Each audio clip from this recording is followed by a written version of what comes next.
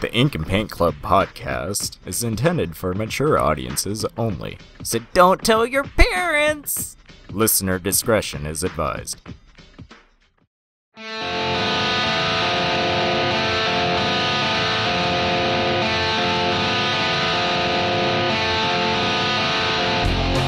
You're listening to the Ink and Paint Club podcast, your weekly home for animation reviews and discussions.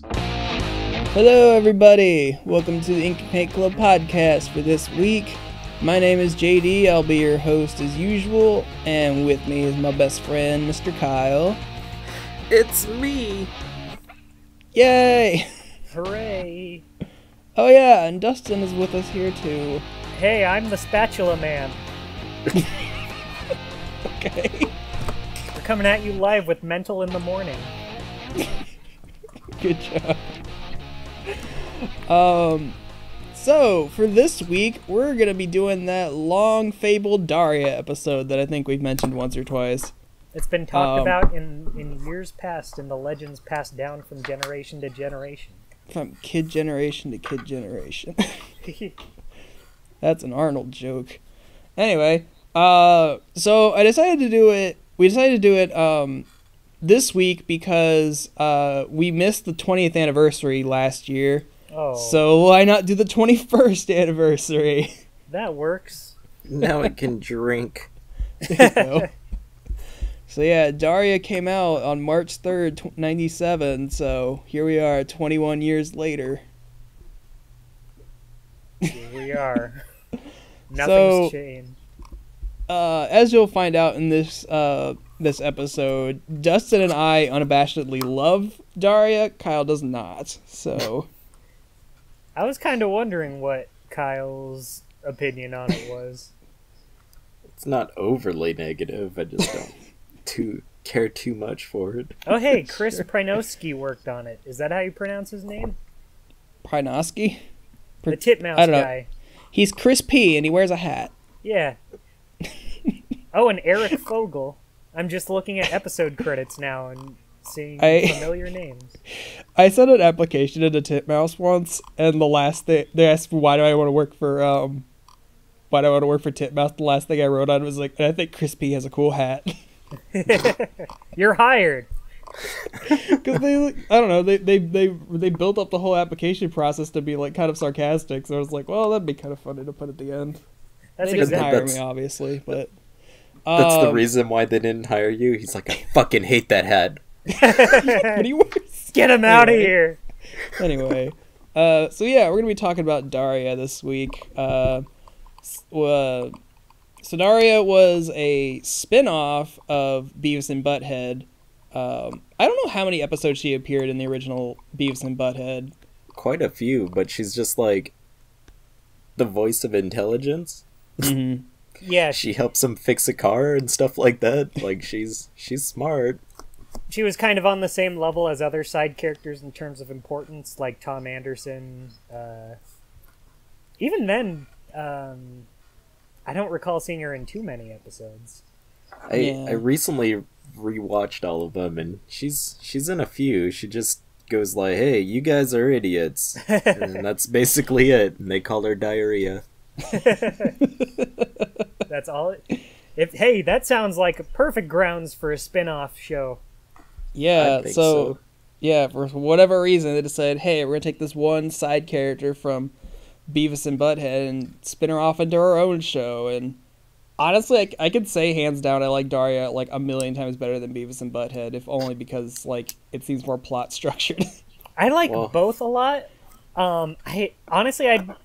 As far as MTV animated tiers go, I would put them around the same level, but they're very different shows. I like them both for different. Oh, yeah, for sure. I recently watched the first one, and the mom says, "Oh yeah, you haven't made any friends since Highland." And it's like, okay, that's kind of literally a cool the only reference to Beavis and Butthead they make. That's not true. There's one more. Really? I mean, it's not technically part of the actual series. It was part of a special they did. It was before the big finale movie Is It College Yet? They did a thing called A Look Back in Annoyance, Oh yeah, Where it was basically just Daria and Jane talking about stuff that happened in the series, and Daria says, "After moving from Highland and those two," right? Forgot about that. So they do reference him, but I like that they never reference them by name. Yeah, it was kind of nice that, like, so if you didn't watch Beavis and Butthead, you wouldn't be like, oh, what's all that about? So yeah, I like that it tried to be its own show rather than try to stay within the confines of what Beavis and Butthead was. So, since you guys know more about this than I do, I was reading that a lot of Beavis and Butthead was based on negative stuff. So, like, all the characters in the show are very negative and and mean and all that kind of stuff. Would you say that's kind of the same in this or not? Like, is it a cynical show? It's kind of half and half, I'd say. Daria is very much the cynical one. Jane is kind of on the same level, but, like, everyone around her is kind of more optimistic, more outgoing. Like, here's... I'm trying to just think of how I would explain it. Because, like, yeah, the other characters are more optimistic, but they are kind of played off as not great people. Because, like, there's Brittany and Kevin, the jock and the cheerleader characters. They're very friendly towards Daria. Like, they do talk to her, and, you know, they're like, hey, Daria!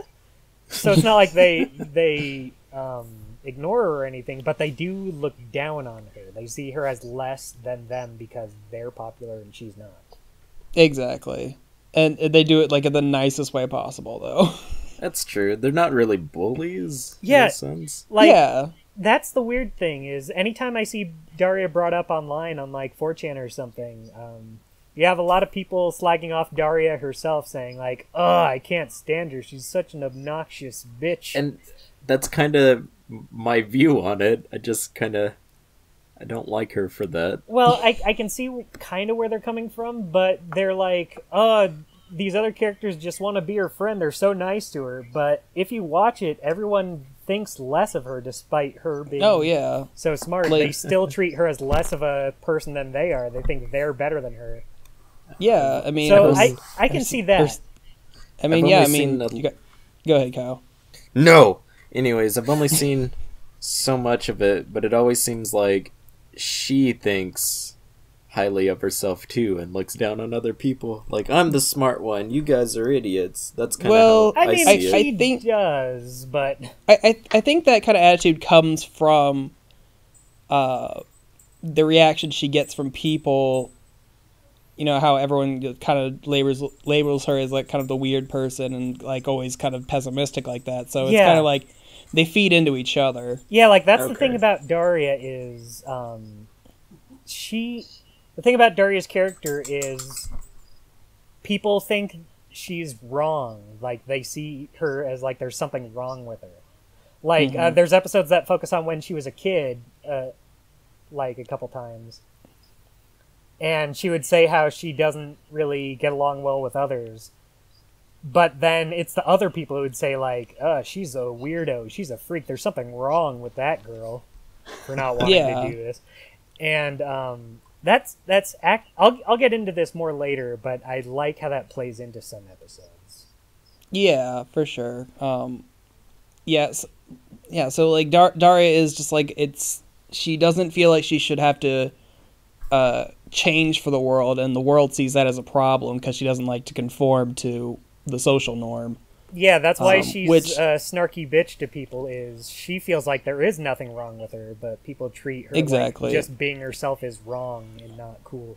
And I mean, that was kind of the sentiment of the day back in the mid to late 90s anyway, so I mean, it was mostly just kind of echoing that. Yeah, like, I feel like that argument of Daria just being an insufferable bitch would hold more water if, you know, like, they were good people that she was doing this to. But, like, they all treat Daria like she's a freak, and so I can see where she's coming from with it. Totally. So did you guys watch this on release on MTV? Or were you like me and saw it on Teen Nick? Oh, I'm sorry, Kyle. You saw the butchered versions. So, okay, yeah. I'm gonna be on Kyle's side here. I'd never even heard of Daria, but I was flipping channels late at night, and they were doing a Daria marathon, like, at midnight on Teen Nick to promote the DVD sale. Interesting. So, that was the first time I'd ever seen it, every time I've even heard of it. And I was, like, watching it. They played, like, 3 hours of Daria straight. And I'm like, how have I never seen this before? I will say, though, I do know that it is butchered because it had a lot of music in it that was cut out. And see, not just that's that, what... but Go ahead. They completely censored it since it was on a Nick channel. Like, a lot of swear words were cut out. Was it that bad, though? No, it wasn't really. that bad. It was, like... especially compared to shows today, like even compared to shows at the time, it wasn't even like as bad as like Beavis and Butthead. Because like watching Hey Arnold, they say crap and they say some stuff that you won't expect from a kid's cartoon. I think at most Daria says like ass, hell.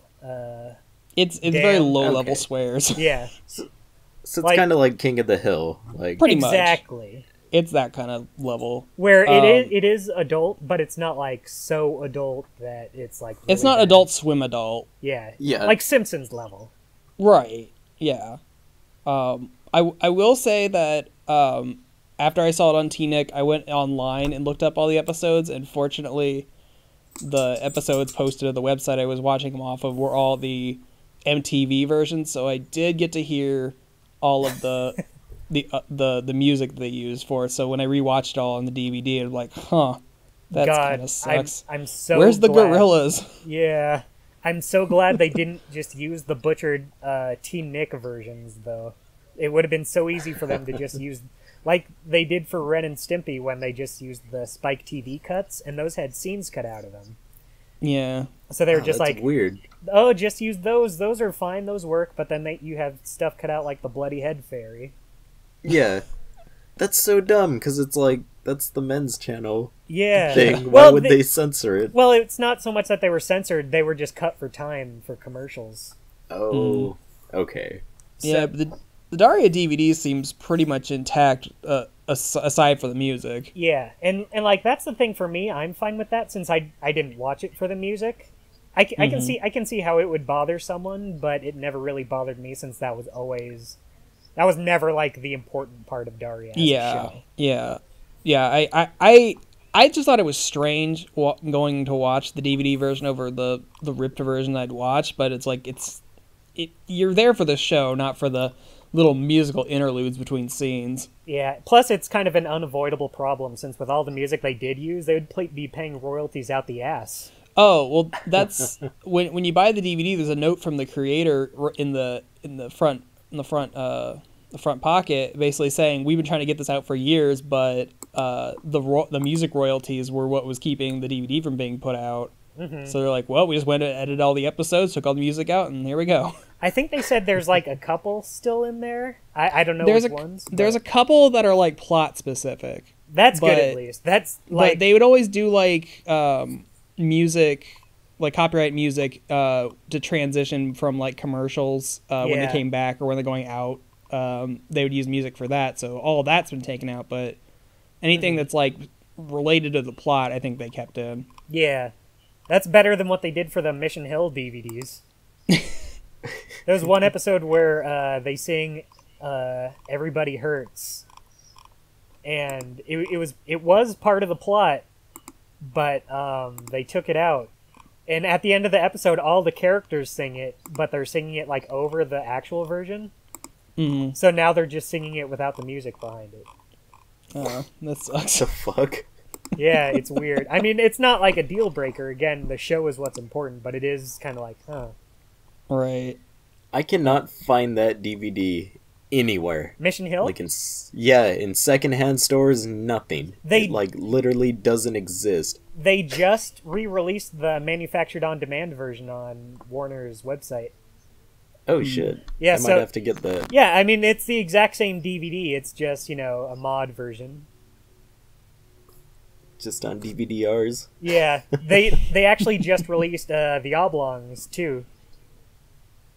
That was one thing I want to say. Her dad really reminds me of Will Ferrell's character. Bob in the Oblongs? Yeah. That's Yeah, true. That's kinda. true. Daria's dad is one of the best characters. He's always funny. Yeah. I do like him. I Always love... screaming about something. There were a couple episodes where he was reading the newspaper comics. Like, there's one where he just says, why don't they just put Marmaduke to sleep?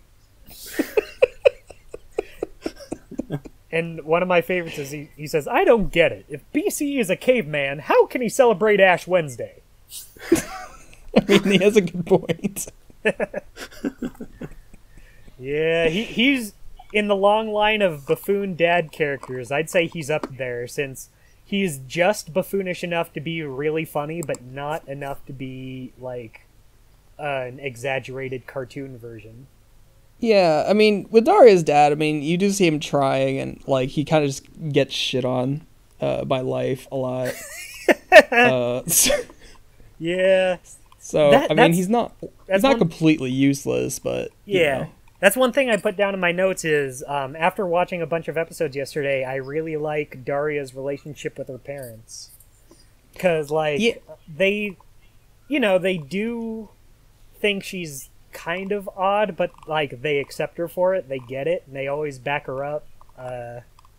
When it counts, yeah. I mean, her mom is very much, does kind of get in the realm of the what the hell is wrong with you kind of territory, but, like, when it really matters, she'll be like, no, this is my daughter, that's how she is, and you just need to get over that. Yeah, like, one episode I watched the other day, it was one where, Jane does the painting for the school fair, but, like, she didn't even want to do it and enter it, but then she and Daria collaborated on one, and then the principal wanted to change it because the poem they found offensive. So Daria and Jane were fighting to keep the integrity of it, keep it the way it was. And even then, Daria was talking to her mom about it, and her mom's like, ugh, geez, you would write a poem like that. She says, like, Daria, that's so you. But then, all throughout the episode, the teachers and the principal are trying to change the poem, and, like, at the end, they enter it in the fair against against Daria and Jane's will. Like, they wanted to keep the painting and the poem and not enter it in the fair. But then they chose to enter it in the fair and change the poem. So Daria and Jane break in and deface the painting.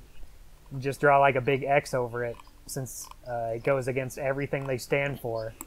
Right. And so the principal starts calling their parents about it to try and get them in trouble, and Daria's mom threatens her with legal action about it. About taking the painting that doesn't belong to them, changes it against their will, and enters it against their will. Right. And so, like, they're the ones stealing it. Yeah. So Daria's parents are always on her side. Daria's mom is kind of awesome sometimes. Yeah. I love Helen.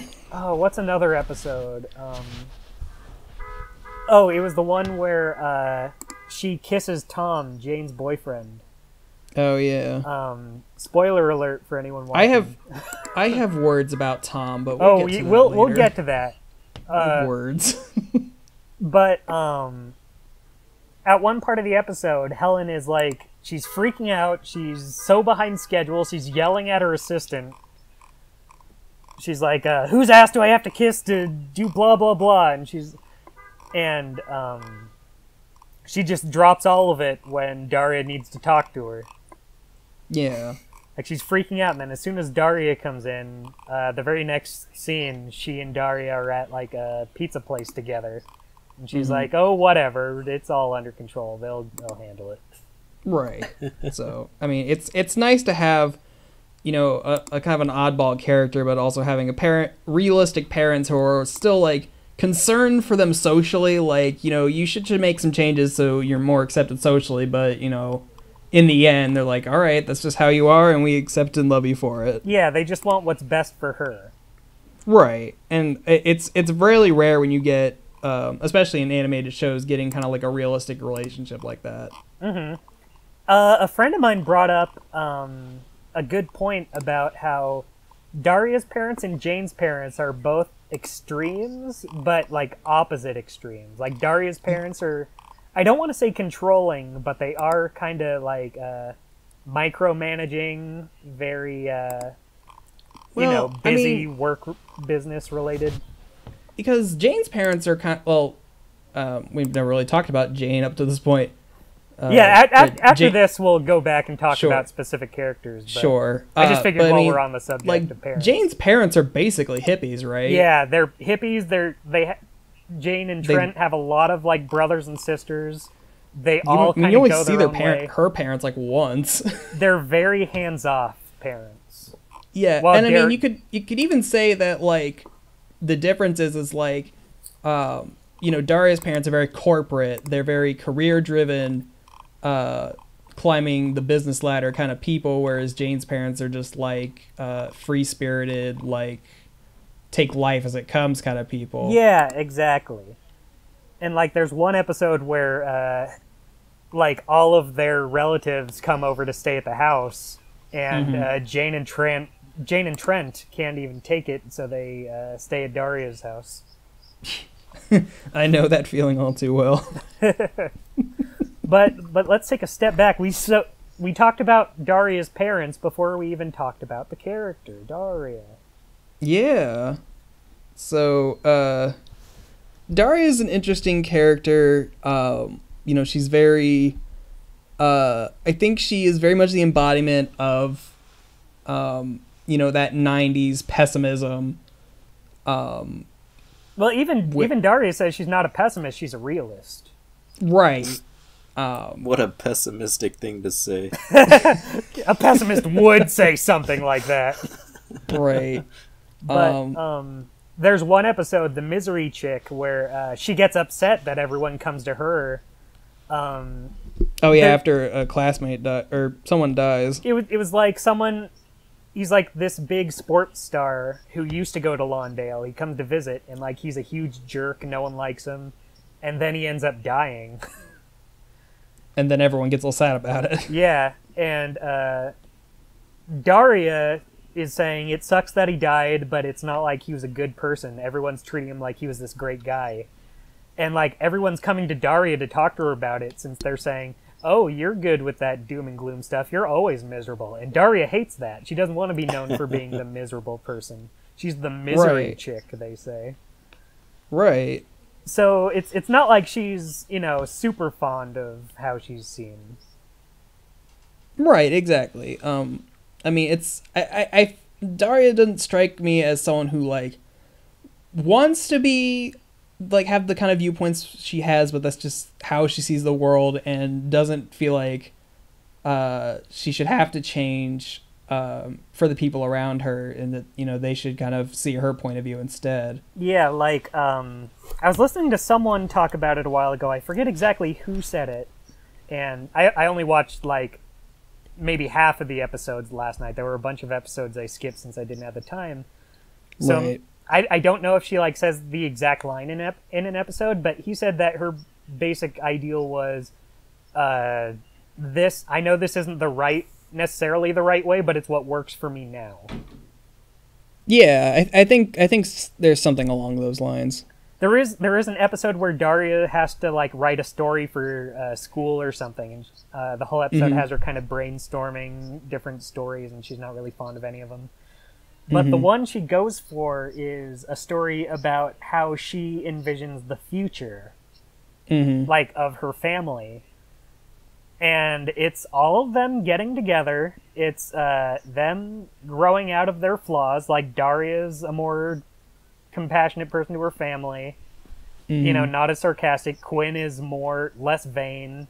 She's, like, joining them in the conversation as an adult. And the story is just about them all getting along, talking together, and playing cards together. And it makes her mom cry, knowing that her daughter's optimistic about their future. Aww. I will say, I was looking back through the episode list and like trying to figure out like what, if I had to pick a favorite episode, which one would it be? And I honestly think that's my favorite episode of the series. Really, that story writing one? Yeah, I don't know. I like that whole ending where it kind of like because you see Daria as like this kind of like negative character through the whole show, and just knowing that that's kind of in the back of her mind like that, and like the that family things dynamic will get better.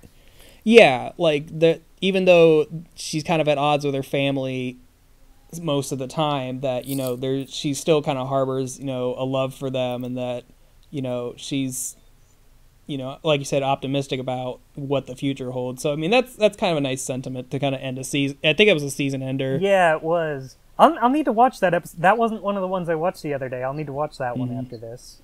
Yeah. So I just thought it was kind of a nice episode. One thing I thought about while watching episodes the other day was I really like the episodes that show a more human side to Daria. Like, it shows she does have insecurities, that she does get upset about things rather than just being, the emotionless, sarcastic one. Right. Like, there's one episode, Through a Lens Darkly, where Daria gets contact lenses for driving, but but she's worried that there might be some other vain reason for wanting contact lenses. So it's good to show that she is insecure about stuff about herself. I like when they show a more human side to her rather than just making fun of people. Right. And I mean, you even see I think it's like the last episode before the the finale movie, Boxing Daria. Yeah, that one, where it's basically how she's dealing with the feelings of that her disposition and the way that she is like she's a huge burden on her family, and that kind of weighs on her. So I mean, you even get to see that much. Yeah, I have that one in my notes, how she was remembering back to a fight her parents had way back in the day when she was a little girl, like I don't know, 5 or 6 or something. Like, they had this huge fight over Daria not fitting in, and so Daria was feeling really bad about her parents always coming into school, getting calls about her.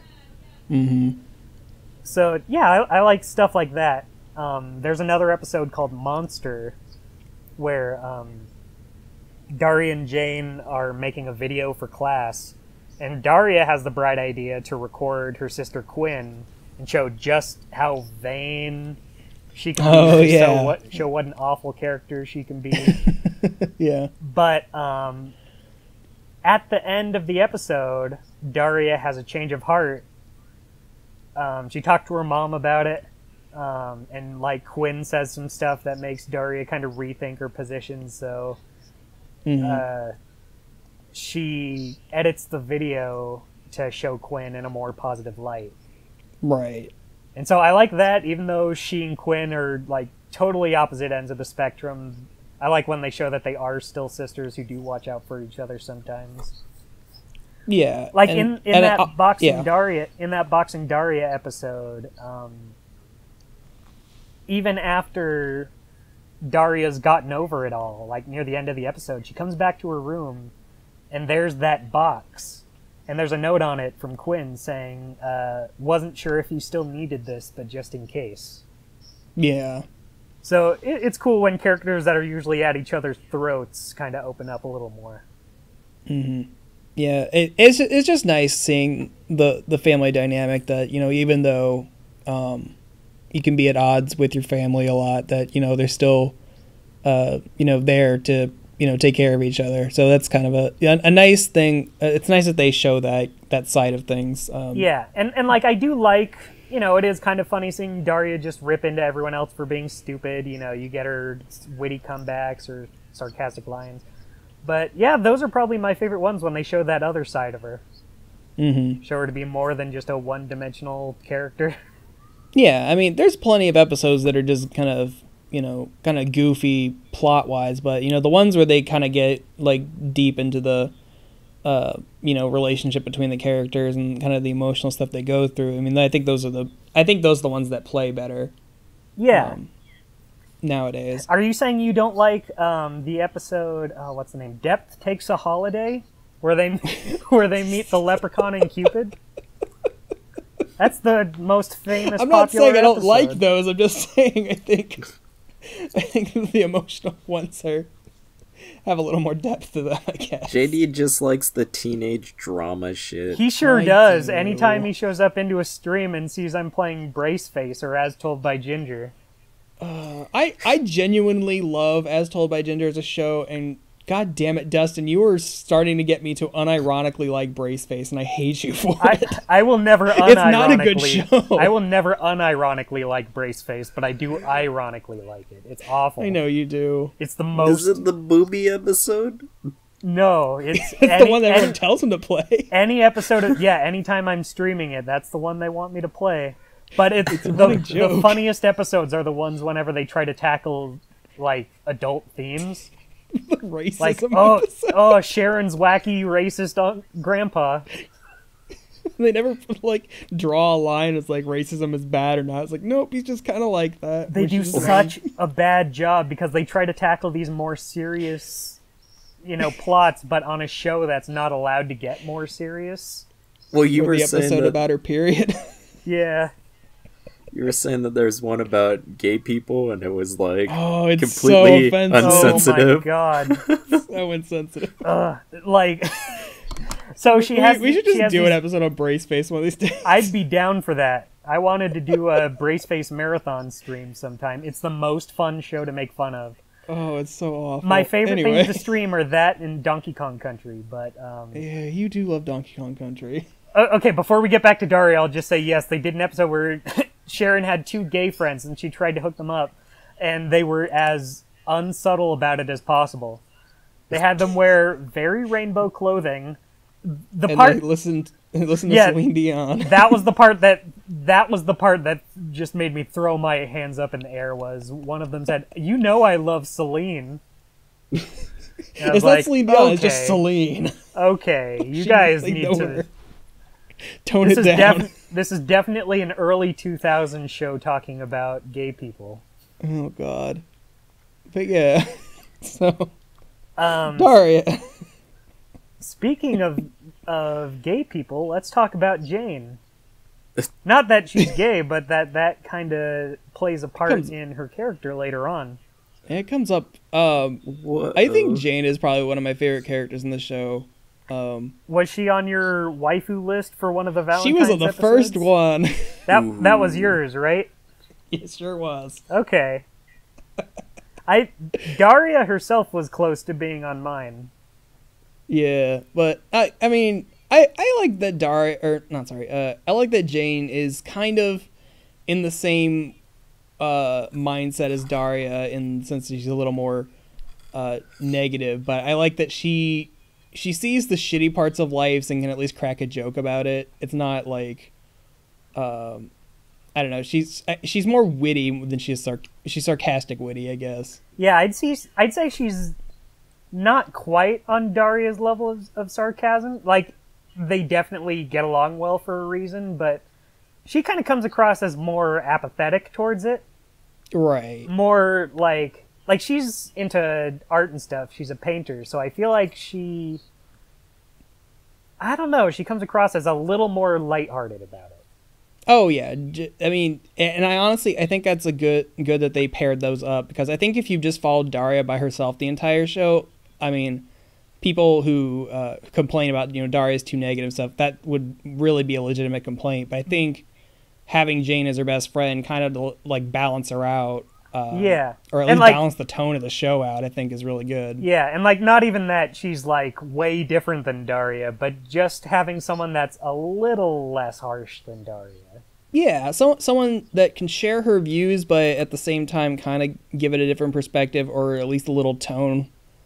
I mean, thinking about it, I can kind of see why, since Jane lives with Trent. She doesn't live with Quinn.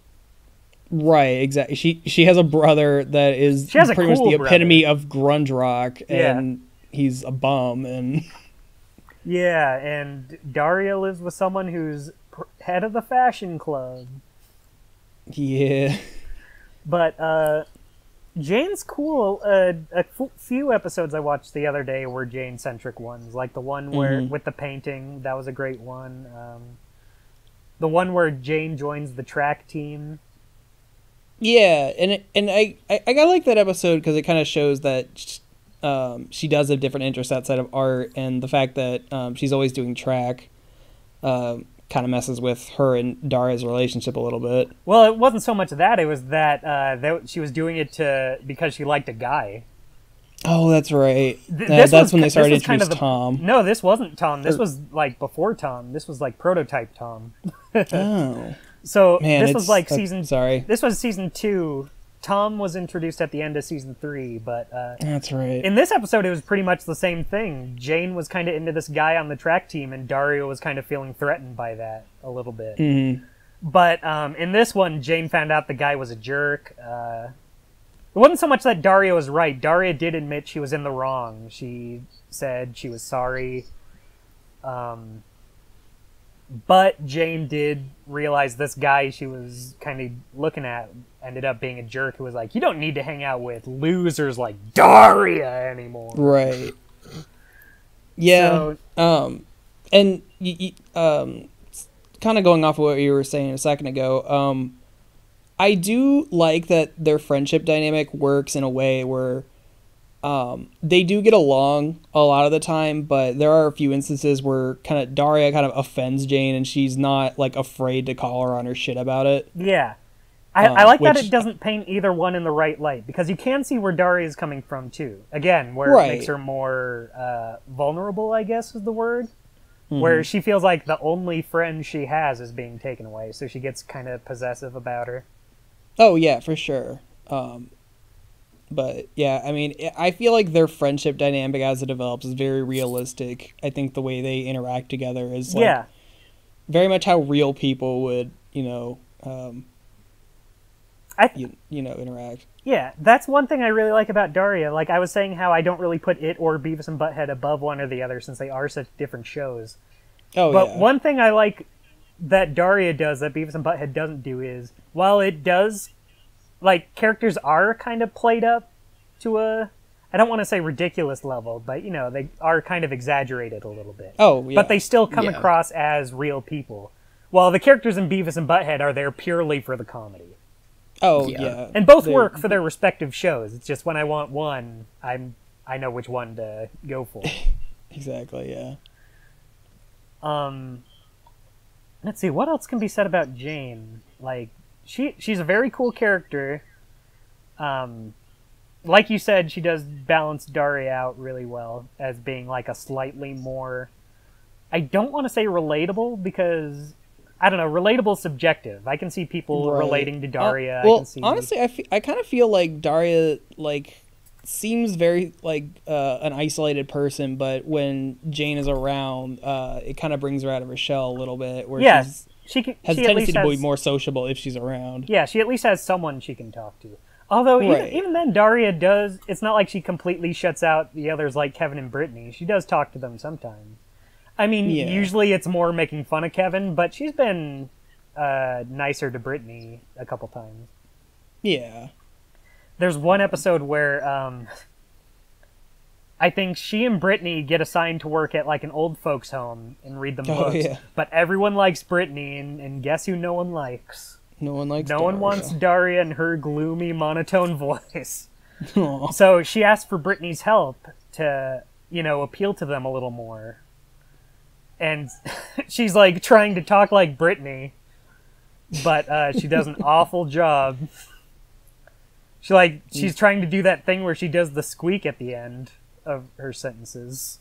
Her voice just does not accommodate for that. Yeah, and Brittany's like, I'm sorry, Daria, I really tried. So, even though the jock and the cheerleader do see Daria as below them, I do like that they do interact. It's not like they're on completely different levels. Like in the second episode, Brittany invites Daria to a party she's throwing because she helped her with her homework. Mm-hmm. And that's the other thing is like Kevin, Brittany, and then the other kind of upper tier kids that she interacts with. They're not like we were saying. They're not mean about it. They obviously understand a social hierarchy, but they're not like going out of their way to be mean to her. It's just like she's just kind of weird, but they're also kind of just like naive about being mean, I guess. Yeah, makes any sense. there's no flat out hateable character. Right. Well, I mean, I guess maybe like a couple, but like as far as like the students and everyone, like the main circle of characters, they never play up any characters as being like a 100% bad person. Right. Everyone's got their good and their bad qualities, and just like real people. Yeah, like Brittany and Kevin are stupid. They are shallow. They do see themselves as better than Daria for being popular, but it's not like they're mean. They are friendly. Yeah, they're just like, hey, we're popular. That's what it is. And, she's kind of weird, but it's like we're not going to go out of our way to be a dick to her. Yeah, every character has good and bad qualities. Right. What about the teacher? Thank you, Kyle. I was going to say that there's a number of teachers that pop up during this. I won't say that Mr. DiMartino is like, if I had to pick a favorite character of the entire show, he's my favorite. He's definitely great. He's not a mean character just to be mean. He is mean, but he's also sympathetic. He doesn't have a very good life. He has a shitty paying teacher job. Well, see, I get why Mr. DiMartino is mean, because like you see like right up front that he's like trying to teach these idiot high schoolers the most basic things and they can't get it, and it just like I love that he is just so elated when Daria transfers in and she actually knows what he's teaching, and he's just like, oh, thank God, there's one person knows what I'm talking about. A ray of light. There's a ray of light in this world. It's usually Kevin and Brittany that he's the one who interacts with. I remember one episode they were talking about Darwin, and Kevin says, Darwin was the monkey guy, right? I like monkeys. And he just has that big bulging eye. I think that might be the reason why I like Mr. DiMartino so much. Is like his design is so much more exaggerated than everyone else in the show, because he has that giant pulsing eyeball. See, when I started watching Beavis and Butthead again, I was thinking that was a character in Beavis and Butthead, their show. Yeah, I could see that. He's kind of along those same lines, but I feel like he's more the type of character whose anger over the years has just been stewing inside. Oh, yeah. And he's just, like, he does let it out occasionally, but he seems like the person who's just on the verge of snapping. Oh, yeah. He's seconds away at any given moment. But, like, that's what I like about him, is he is mean. You can tell he's awful and hates his job. But it does come from that sympathetic place. He has to deal with people like Kevin and Brittany. Yeah, it comes across as like he's just been beaten down over many years, so you understand where he's coming from. He's really funny in the first movie they did, Is It Fall Yet?, where he and Daria are both working at a summer camp for the summer. But it's like a sympathetic summer camp. I forget the exact name for it, but like everyone talks about their feelings. Yeah. And he's not good with that, but he has to keep all his anger bubbled in or bottled inside. Right. And then at the end, he finally lets it all out and throws like the oven through the window. And he's like, I'm going on a hike! And all the kids follow him. They're like, yeah, we love Mr. DiMartino. Yeah. I actually have plans to review that movie this summer, so we'll come back to that one. Yeah. I relate with him. He's me. He's the man. I feel like he and Daria are kind of on similar wavelengths. They're both smart people who have to deal with morons all day. But they deal with their stuff differently. Yeah, I wonder if Mr. DiMartino is like a look into one route Daria's future could go down if she didn't that is an deal with interesting it way better. to put it. I'm only just thinking about it now. Yeah, and I mean, you can definitely see that he kind of favors her a little more, if only because she's smart. So yeah, it's kind of nice seeing a character that actually, approves of the way she is a little bit. Yeah, I'm a comically angry person. Yeah, you can relate. It's a spiritual level. Does your eye bulge out too? Sometimes. It's a real medical problem. You could cosplay King K. Rool. I love him. Why won't he come back? Where's my King K. Rool Mr. DiMartino crossover? Battle of the Bulging Eyes. Should draw them in a bar together, just hanging out, being bros. So I obviously, since you guys are more knowledgeable in Beavis and Butthead than I am, I feel like the one teacher that kind of might have some crossover with the other episode is Mr. O'Neill in this show. Yeah, Mr. O'Neill and Mr. Oh shit, what's his name in Beavis and Butthead? I was just thinking of it too. Mr. Van Driesen. Yeah, Mr. Van Driesen. They are kind of similar. They're both kind of the wimpy panty-waist characters. Yeah, the very soft-spoken, very like, let's talk about your feelings kind of people. Yeah. I feel like Mr. Van Driesen is a little more... I don't want to say, what's the word I'm looking for? He's kind of a hippie, isn't he? Yeah, he's more of a hippie. Yeah. While I think I've asked that question a few times today. Yeah, he's like, okay, class, today we're gonna really talk about our emotions. Okay. Yeah. While but Mr. O'Neill basically needs to teach kindergarten or something for the way he. Yeah, he's just very much a wimp character. Yeah, he's like, his voice is very soft spoken. He talks very politely to everybody. He like never gets upset. Yeah, he's always like, anytime someone fucks up or like gives a wrong answer in class, it's like, oh no, you can try it again. You'll get it and all that kind of stuff. So, I love anytime that he and DiMartino interact, where DiMartino just can't take his shit. Yeah, they're a good character dynamic together. I love them together. I feel like one thing I'm kind of realizing thinking about this is a lot of the character personalities work really well together. Like, it's always fun seeing one character interact with another character. All the personalities just kind of work together. And honestly, I think that's a really good indication of a show, is that if you can put any two random characters together and they can still make an interesting story out of it, you have good character development. Yeah, like in the musical episode with the hurricane where Trent and Jake team up to go find the girls. Mm-hmm. I mean, that doesn't really go anywhere. They just end up crashing into a tree and that's it. But at least you can still have them together in a scene and it's like still interesting. What are some other ones? There's one where Quinn stays with Jane while Daria and Helen are out of town. Right. I think like Quinn had the house to herself, but she didn't like it, so... yeah, she got freaked out being at the house by herself. So. Yeah, so she was going to stay with each of the fashion club members, but that didn't work out. And then she went to stay with Jane for a while. The only other person I know. But, Daria is very much a show where you can put any two characters together and they'll still make an interesting story out of it, so... Yeah, it's fun just seeing how they work together.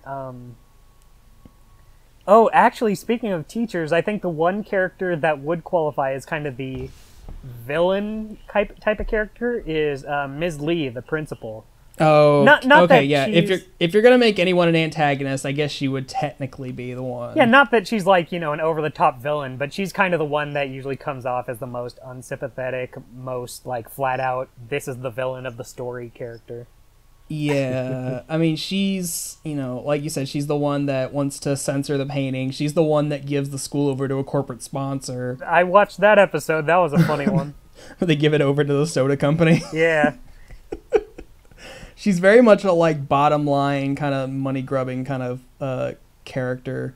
Yeah. Like, how can we make this a benefit for the school kind of person. Mm-hmm. But she... I feel like she's one of the more exaggerated characters because of that, where she's very much the stereotypical, like, she's gonna lay down the law for the students. She doesn't take any bullshit. She's like very much kind of scheming a little bit in some kind of in some episodes. So I don't know. If anyone's a stereotype, I guess she'd be the one character I can point out. Yeah, and like I wouldn't even say she's a bad character. She fills her role well. Right. I don't think she has any redeeming qualities. She never has like a moment that I can think of where she like has a redemption moment. Yeah, they never have like an episode showing her in a sympathetic light. They never show her they never really humanize her. Yeah, but that's fine. I guess you don't need to do it with everyone. She's not a major character. She shows up every now and then, but she's not like in every episode, so it's fine. She works when they need someone to fill that role. Exactly. Let's talk about some other characters. The Fashion Club. Oh, God. If you've known any group of prissy white girls in your high school before, it's these people. It's the Ashleys. It is the Ashleys. Yeah, and honestly, I take it back. These ones are kind of stereotyped too, because like you said, Kyle, like they're very much the Ashleys from Recess, or like any other cartoon that has like a group of like prissy, well-to-do girls that hang out. Didn't the Oblogs have that too? The Debbies. Yeah, the Debbies. The Debbies. So I mean, every show has one of these groups of people. Well, the thing about the Fashion Club is, at least a couple of them, they do go into humanizing them, making them more three-dimensional. Quinn and Stacy, they go into a little more. Tiffany, they don't really, but they never show her as like being awful. They just kind of show her as being like airheaded a little bit. Yeah. And then Sandy is more meant to be like Quinn's antagonist. Like they're in the Sandy, same group. Man. They're in the same group of friends, but Sandy's always kind of the one challenging Quinn for dominance of the Fashion Club. And like the way they talk to each other, where it's like very backhanded compliment kind of way. G Quinn. She's such a bitch. She is. I hate Sandy so much. And like, maybe there's an episode I haven't seen where they do go into why she is the way she is. I feel like she's not as bad as Ms. Lee when it comes to that. No, but I think I swear I think they had an episode where they kind of humanized Sandy a little bit, but I don't remember exactly. I want to say it's more understandable with Sandy because she is just a stupid teen girl who hopefully will grow out of it. Right. While Ms. Lee is an adult principal, so. Exactly. So it's like there's still hope for her. But I would argue Quinn is one of the characters with the most development in the whole series. Oh, for sure. Yeah. Like, she starts out, she is the typical, bratty girl who's into fashion. Exactly, but she like denies over the series, she's even related to her sister. Yeah, until the one episode where she's like, "Nope, this is my sister." Yeah, but I think that's This Is Fall Yet. I think so, yeah. Yeah, where she actually does admit she's her sister. She's not ashamed to be related to her. And then Sandy's like, "Oh, she admitted it. Did you hear that, guys?" And then they're like, "Well, duh, everyone knows that." Yeah, we knew that. We were just being polite about it. Yeah. So, yeah, I do like Quinn's development over the time, where you see her go from this prissy character to like, she understands her family better. She understands her character relationships better, and she starts trying to do better in school. Yeah, she actively tries to be a better person as it goes on. So I mean, that's kind of nice seeing a character like that trying to better themselves. Yeah, and that's part of why I like that episode Through a Lens Darkly, where Daria and Jane are making the movie about her, since you do kind of see there's a little more to her. Right. She does kind of think about, like, oh, is this really all we talk about is fashion and looking good? But, it works for me now. I fit in. Yeah, and that reminds me, does this Fashion Club actually get anything accomplished? I think they tried to put a fashion show on once, but I honestly can't think of anything they actually do. I think there was one episode where they were trying to get clothes for the homeless. Like, they were like, even if you're homeless, that doesn't mean you can't look fashionable. Oh, yeah. Like they were being really they were being really picky about the clothes they take for them. Right. It's a fashion show called Derelict. Zoolander's a good movie. The one other Fashion Club member that gets, I don't want to say a lot of development, but at least a little bit, is Sandy. She's kind of the Whoopi of the group, where she's like the really submissive one that's always like crying. Or not. Sandy's the bitchy one.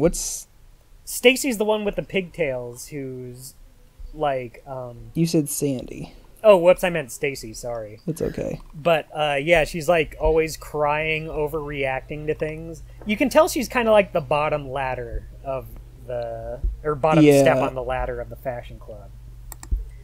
Where that's it. I just learned something funny. What? I'm on Wikipedia looking up like the character list, just so I can remember people's names. Stacy has the last name as me. Oh, huh. His name's Stacy Rowe. I didn't know that. That's funny. Anyway. Are you guys related? I don't think you can be related to a cartoon character, Kyle. You don't know that. Oh, shit. It's true, I don't. But, there was one episode in, like, one of the later episodes. seasons where she like becomes a magician's assistant. I think she's Chuck's assistant. Oh, right. I do remember that. So it shows she at least has some interest other than, fashion. I think it showed her standing up for herself a couple times. I'll be honest, I skipped some of the later season episodes last night since I just didn't have time. Sure. But I'll go through them again. But she's the one that comes to mind after Quinn that has at least something going for her. Yeah, you can tell she's not an awful person like Sandy. No, she's just very much the lackey character. Where exactly, she's that's a good way really to put kind it. of a suck up. Like the episode where Quinn is going from member to member's house, she doesn't get thrown out of Stacy's house. She voluntarily leaves. Yeah, because she's like, what do you want to do? Yeah, she's like dressing herself up to look just like Quinn. She doesn't think for herself most of the time. She's like, I always said you were my favorite member of the fashion club, Quinn. And Quinn's like, okay, whatever. She's like, yeah, what do you want to do, Quinn? What would you do? What would you dress like? Yeah, and Quinn's not used to, like, having someone constantly, like, sucking up to her the entire time, so... Yeah. Where I think Sandy kind of feeds off that. Stacy's a good person, just... She needs that, push, I guess. Yeah, needs to get out of her shell, I guess. Yeah. Let's see, who are some other characters? There's Trent. Let's talk about Trent and his Mystic band. Spiral. But we're thinking about changing it. Trent's a bum. He sleeps in till like 2 p.m. Trent is just very much 90s grunge personified into a character. He's very chill. Yeah, I don't think you ever see him raise his voice, ever. He's always at a monotone. Like, I feel like the show does a good job of showing the good in Trent and the bad in Trent. Because, like, there's that episode where Daria and Jane need to make a multimedia presentation. And he never delivers on it. He never delivers on it. And, like, they chew him out for it. They say, look, Trent, you're a pretty unreliable guy. And, yeah, like, that's bad. But it does show he is a chill, laid-back guy. Like, he is cool. I'd hang out with him. You just can't depend on him for anything. Yeah, and I don't know if this was the same episode, but throughout the first part of this series, you kind of see that, like, Daria kind of has a crush on Trent. But there's an episode where she kind of, like, envisions their future together, and, like, they see him getting married, and he's still a bum in the future. That's the one where Jane and Trent kind of move into Daria's house while their relatives are staying. Right, okay. But, yeah, I like that, she kind of comes to her senses, like, even if she tries to go out with Trent, there's no future in it. Well, like, he's a that's bum. the thing, is in that episode, Daria gets really upset because she sees Trent going out with this other girl. Mm-hmm. So she's hurt by that, and that's when she kind of thinks, oh, well, there would be no real future with Trent. But then after Jane says, you guys break up like every week, after that, Daria has a much more flattering vision of the future where Trent does get it together. So it's like, well, I guess that was just Daria's defense mechanism. Yeah, so at the end of that episode, she's still back on the Trent train. Yeah. But it's that episode where he doesn't deliver on the PowerPoint presentation. Because that's where Tom starts coming into the picture. So I think that was kind of where Daria got over Trent. And is kind of like, I guess we have different ideas of what a commitment is. Yeah. So speaking of Tom, you want to talk about him for a minute? I guess we can talk about Tom if you really want to. Anyone who's watched Daria, I don't think this is a what's the word I want to use? I don't think this is an unpopular opinion, but Tom is kind of the worst character. It's not even that he's like an awful character, he's just a really boring character. He's so boring and they put so much time into him. Yeah, he's purely a plot device. He's a plot device. He's like the Mary Sue of the show. He's only there to put a wedge between Daria and Jane's friendship. Yeah. And then, like... Oh, you go ahead. Go on. Oh, I was just going to say, the thing is, Tom himself is not interesting at all, but I am interested in what happens between Daria and Jane in those episodes. I do want to see them get back together as friends. I am interested in their problems with each other. But Tom is literally just the why it's all happening. It's not, Yeah, I don't care about what happens to Tom. Yeah, so, like, Trent, or, I keep calling him Trent for some reason. Tom, like, goes out with Jane originally, and then goes out with Daria, and it's, like, the whole period between him going out with Jane and then, you know, flipping girls, like, that all is interesting, but as soon as, like, Jane's like, okay, it's cool that you're dating, you know, you guys do you, I don't care about any of that. Yeah. Like, it is kind of interesting seeing that, even though he's dating Jane, you see he and Daria kind of have more and more in common than he does with Jane. Mm-hmm. And then the episode where she kisses Tom, and that drives the big rift between Daria and Jane's friendship. Yeah. I do like how that's handled, how, like, it does hurt Jane, like, she is very hurt by it, but she knows, like, Daria didn't set out to hurt her or anything. Right, yeah. And then, yeah, they do mend their friendship. They are good friends after that. And that's great. And I would have been fine if, like, Tom just left after that, but he just sticks around. And... Well, I think that's part of the reason behind Season 5, too, is it shows that Daria and Tom aren't perfect together. There is a lot that... He's kind of a dick. Yeah, well, like, that's the thing. I feel like with Daria, she was... A lot of those episodes in that last season, she was kind of unfairly pushing him away with things like that. Like, honestly, Tom comes across as the more reasonable thing in this, but I think that's because Daria is uncomfortable being in a relationship with someone, especially someone who used to date her best friend. So I feel like subconsciously she's kind of looking for a reason for it not to work. Yeah, I guess I can see that. So, like, I don't want to put the blame on Tom there, but he's still not interesting. He's still I am more interested boring. in what's going on with Daria in this whole thing than I am him.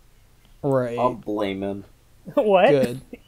I'll blame him. Okay. I'll blame him for everything. Yeah, let's all blame Tom.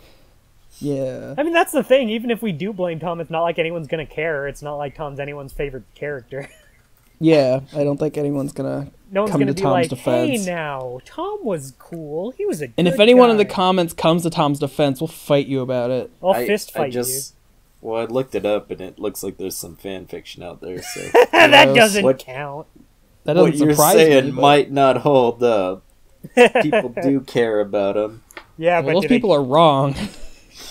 Yeah, I mean, it's not like he's a bad-looking guy. I could see people writing fan fiction being like, oh, this is the story where he dumps Daria for being an awful bitch, and then he gets up with me.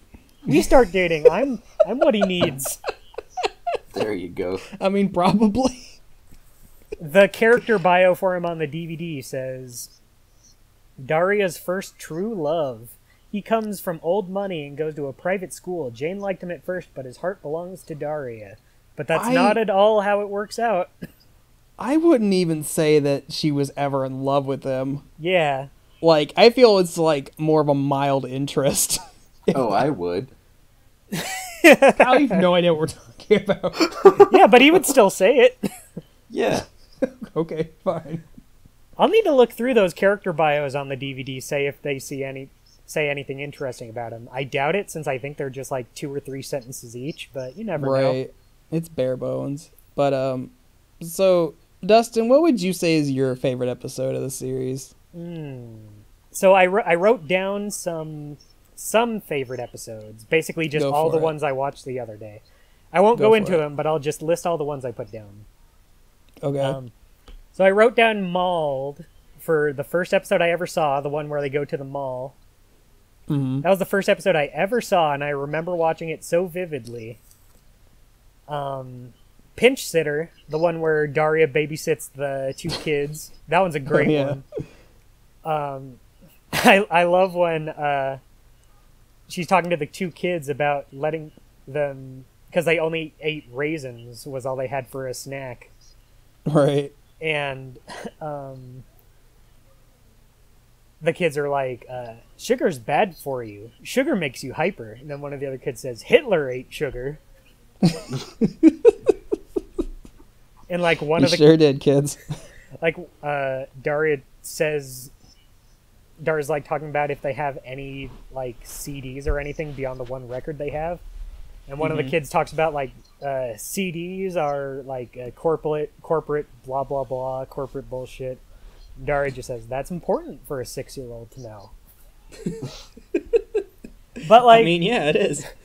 I like that. Reminds me of like Rod and Todd stuff. Yeah, they were like basically Rod and Todd, just without like the Christianity. Like they were, you know, like the very sheltered, like good kids. Right. But Ears. but like in that episode, Daria invites Jane over, and they the kids are interested in like their stories and what they have to say.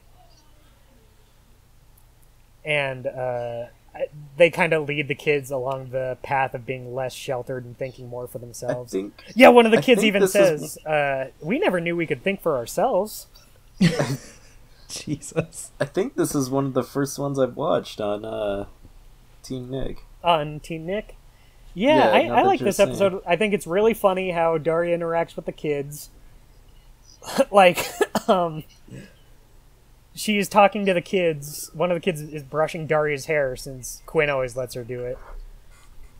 And they're saying how adults are always right. And Daria says, what if one adult says one thing and a different adult says a different thing? And the kids just go quiet. And one of the kids starts crying. Yeah, he starts crying and runs out of the room. And the other girl pulls Daria's hair and says, "You're mean." She's just honest. Yeah. But I like that raise episode. My kids. Let's see, what other episode do I like? Road Warrior. That's the one where they're going to like an indie rock fest. They go with Trent and his friend. Jane invites Daria so she and Trent can kind of get some points together. But everything goes wrong for Daria in the most embarrassing way. Like, she gets stung by a bee, she sits on a sandwich, she bumps her head on the car door. Yeah. So, like, anything that could go wrong does for Daria. Oh, she breaks her glasses, and the only tape they have to fix them is duct tape. Thick duct tape. Oh, jeez. But I like that one. It's funny seeing Daria get so flustered, but it's cool seeing her and Trent really talk together about things. Like, none of that shit matters to Trent. The Misery Chick, which we talked about earlier, was a good one. Arts and Crafts. There's one episode I listed called I Don't, where they go to Daria's cousin's wedding. And that's not, like, particularly a standout episode, but that's also just one I remember seeing a lot. Yeah. It's not a bad episode at all. I think there's a very small handful of bad episodes, so... I can't even think of any off the bat, but, yeah, I put that one on there. What's the one episode where, like, her mom's siblings come into town and, like, her aunt is, like, strangely alike with Daria? That's I Don't. Well, that one... Oh, is that it? Well, I think they did a different one where they all came to visit, because I Don't was... They just all met up at the wedding, and yeah, that's where Daria meets her Aunt Amy, who's more like her. Right. Okay. Yeah, I remember she showed up once or twice. And she was kind of reassuring Daria, look, life might be hell now, but, you know, it's cool. You'll get it through it. Yeah, it's like, you know, there's light at the end of the tunnel. Yeah, it was good to have someone that Daria could kind of look up to. And even her own family, it's like, she's not the complete black sheep of the family. There are other people in there like her, so... Yeah, exactly. It's good to have that reassurance. See Jane Run, that was the one where she joined track. That was a good one. Through a Lens Darkly. Yeah. I put down Depth Takes a Holiday, not as a favorite episode, but... Oh my god. I don't... That episode is fun for how absurd it is. I like it. I like that it's so infamous. And it's like, they even say that it's like pretty much non-canonical, like none of that actually happened. Yeah, Kyle, if you don't know, that episode is about Daria meets St. Patrick's Day Leprechaun and Cupid, who are looking for Halloween, Christmas, and Guy Fawkes Day, who had left Holiday Island to start a band. Yeah, and so these 3 teen holidays start a band and start living at Daria's house. Like, they're all just these assholes. Like, the Christmas is like, I looked all through your kitchen, and I'm not seeing any gingerbread cottage-shaped cookies. And was it like a drunken hallucination, or they didn't even explain it? No, it's just straight up an episode. It's just a thing that happens. Yeah, And, like, Halloween is this goth chick who's, like, talking to a friend on the phone saying, look, just meet me outside, get the eggs and the toilet paper. Nice. And Guy Fawkes Day is the one they always put the most importance on, despite being the most obscure holiday. Like, the leprechaun's like, if we don't get these guys back, there'll be no Christmas, no Halloween, no Guy Fawkes Day. And Jane goes, no Guy Fawkes Day? This almost seems like it should have been a Clone High episode. Yeah, I feel like that would have worked. I put Daria the musical. Oh, jeez. I love that episode. I don't care what anyone says. I think it's a lot of fun. Like, the songs are kind of bad on purpose. They're really That's the cheesy. thing. I don't like when TV shows do musical episodes because the songs are always terrible. Well, I like it for that. They're really cheesy. I like the songs. I just like how cheesy they are. And I like that it's just totally out of the blue. I like that it's a more lighthearted, fun episode where who gives a shit what happens. Just have a fun musical. And, like, Daria's dad sings the song God God Damn It. He sure does. That's a good one. Lane Miserable, that's the one with her family visiting. Oh, yeah, with all the Jane's family in town. Speed Trapped is another one where it's not like a particularly standout episode, but it's one I saw a lot and liked a lot. Jane and Trent and his band are on a road trip. I forget where they're going exactly, but they get pulled over by the sheriff. And since they're... I think it's it's just because he was kind of swerving a little bit. So he was going to get a ticket for it, but they couldn't pay the fine because they didn't have any money. So they got taken into the station, and they needed Daria to bring money to bail them out. Oh, yeah. But, so she goes to their house to get money Trent had stashed under their bed. But then Quinn comes with her. So it's like the big Daria and Quinn road trip episode. Oh, yeah. Quinn insists they pick up a hitchhiker, this cute cowboy that she's sitting with in the back, who ends up nicking their money.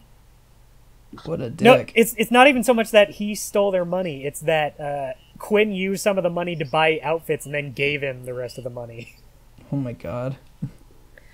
So then they go back to a bar, and Quinn kind of steps up and gets the people in the bar to donate money to a cause.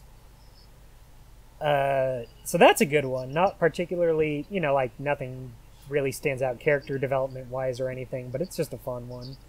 Sure. Murder, She Snored is one that is a dream episode where Kevin gets murdered. Oh, yeah. That's a fun one, and everyone thinks Daria's suspect number one. Because he was in her locker. She does seem like the murdering type. But, like, the thing is, at the end of the episode, it turns out everyone else was responsible for his murder except Daria. Like, Jane put cyanide in his sandwich. Mr. DiMartino strangled him. Brittany shot him with an arrow. Mac hit him over the head with a golf club. We kind of forgot to talk about Mac and what's her name, Jody.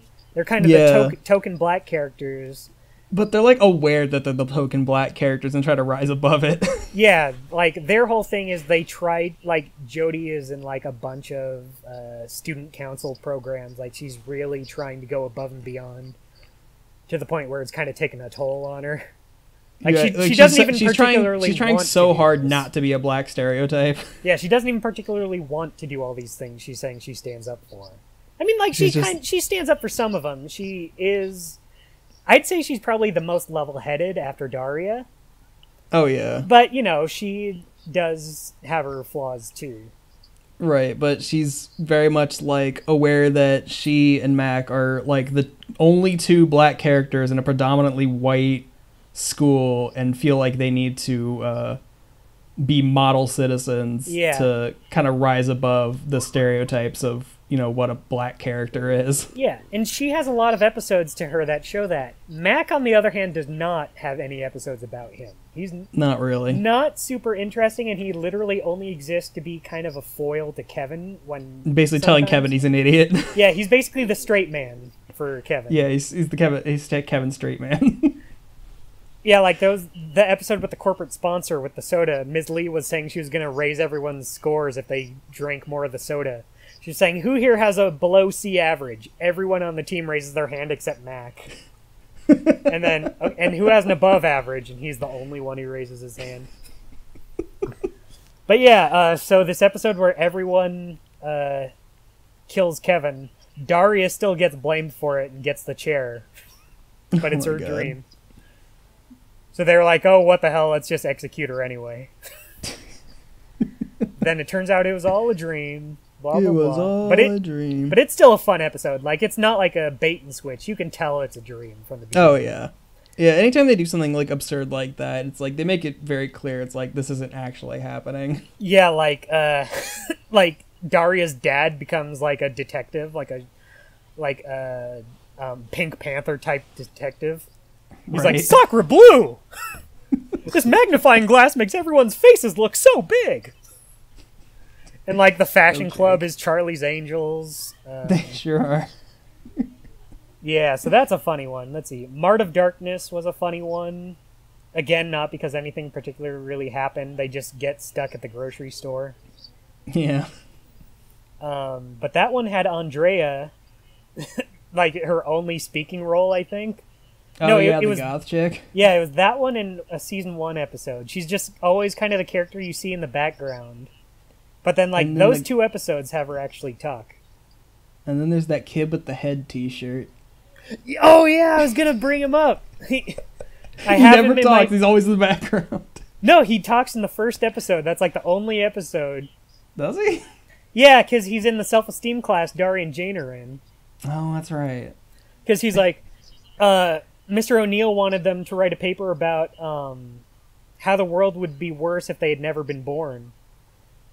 And he was like, Mr. O'Neill, is the paper meant to be if we'd never been born, or if something bad happened to us unexpectedly? Never been born. And so he's just this one random kid who has a shirt with the head on it. But the reason I put him down in my notes is he's on a milk carton as missing in a later episode. Oh no. So A, he never shows up again, but B, they acknowledge that he never shows up again. Maybe because the head went off the air. He got canceled. Yeah, he did. He got canceled with the show. As soon as the head disappeared, he vanished from reality. Because who would get that reference anymore? Because I think the head was going at the same time, and the creator did work on. Yeah. The creator did work on Daria. That's where he went. He disappeared onto Daria. He's worked on a lot of stuff. He worked on Daria. He created Celebrity Deathmatch. He did Glenn Martin. Oh, I didn't know that. Yeah, so he at least had a career after that. Oh, so good for him. Not a whole lot of it, really hit that mainstream success, but good for him that he's still working. Yeah.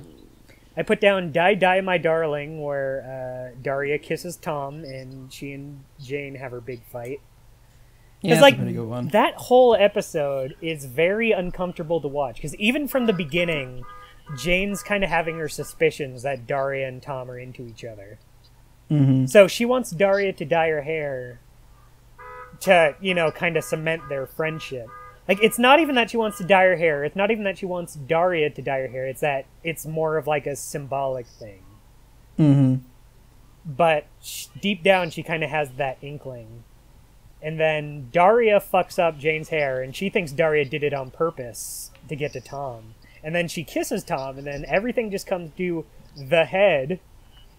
But it's weird, because I could have sworn that awkward rift between them lasted longer. But that was the last episode of the season, and then Is It Fall Yet happened right after that, and that's... Like, that kind of focused on the rift between them, but it's resolved by the end of it. I guess you didn't need that much time devoted to it, so at least... Yeah, I mean, kind of having the movie resolve it kind of works.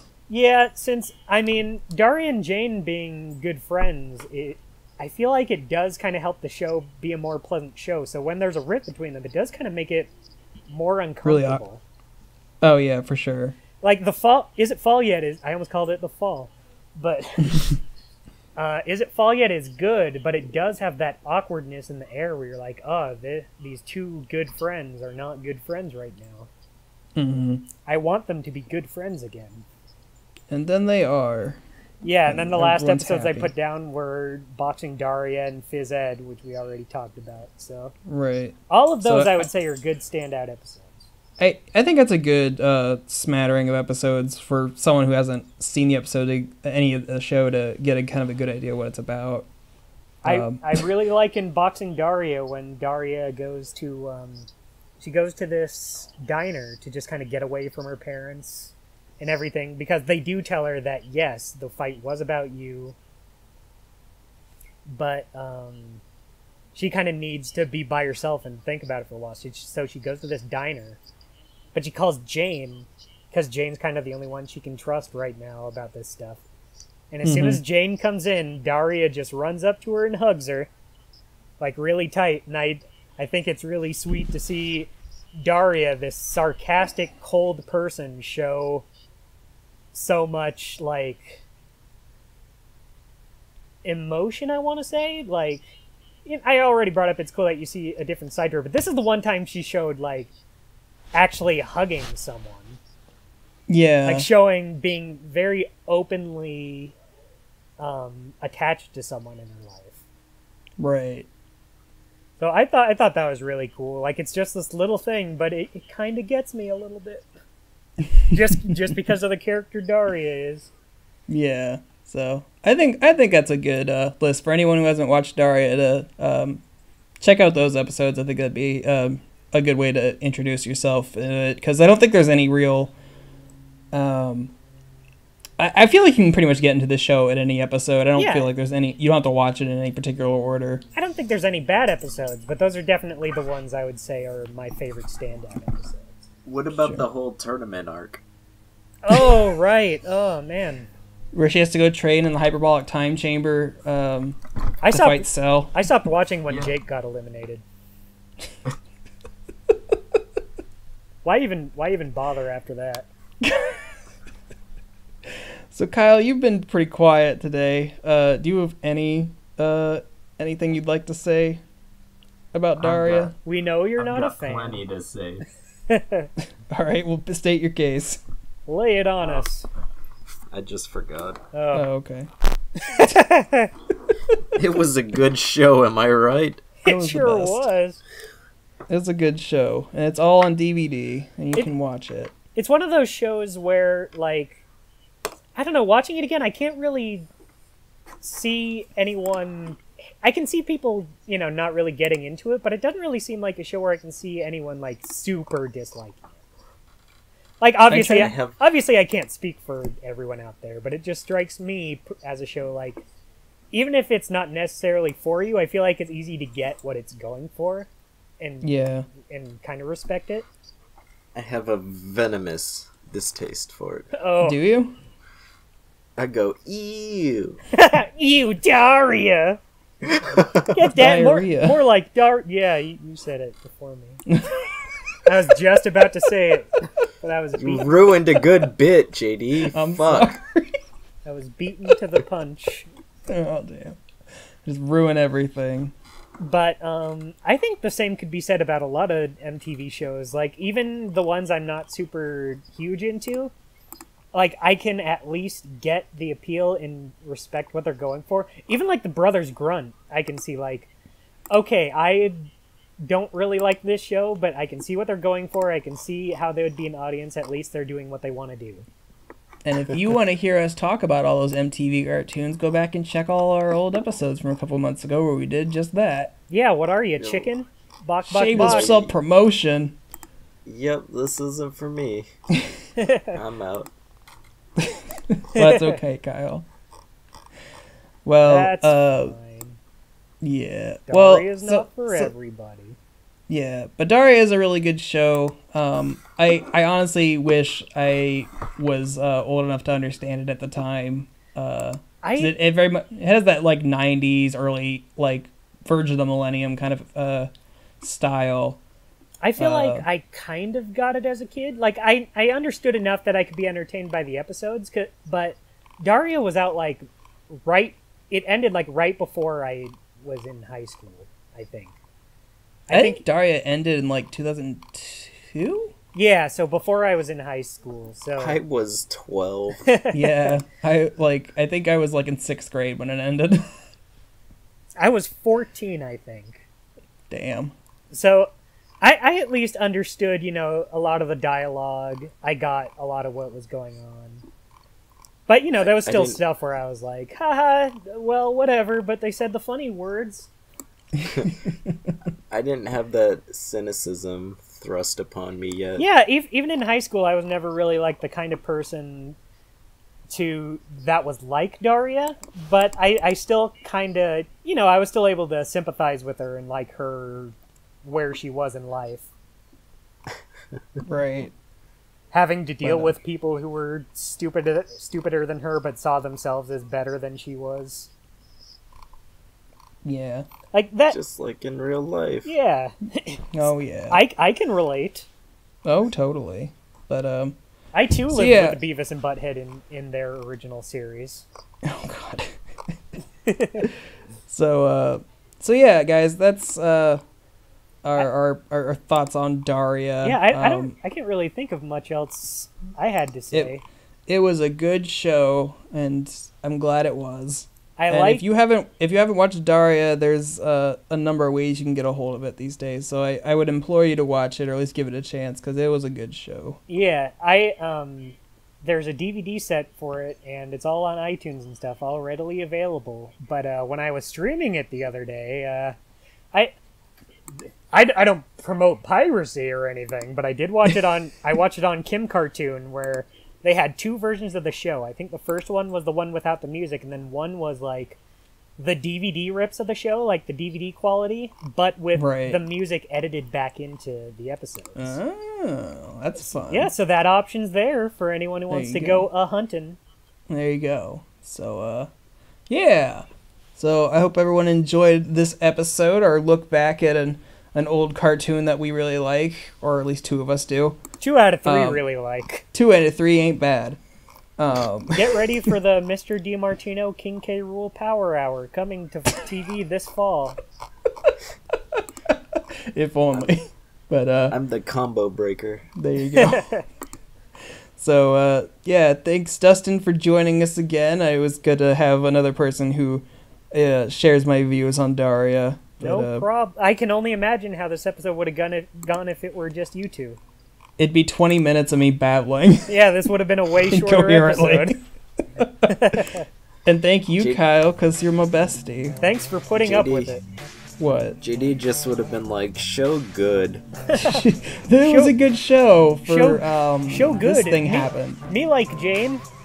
Yeah, there you go. That's it. That's the whole show. Goodbye, audience. Tune in next week. Yeah, so thanks everybody for listening, and we will catch you all next week. Bye! Oh, God.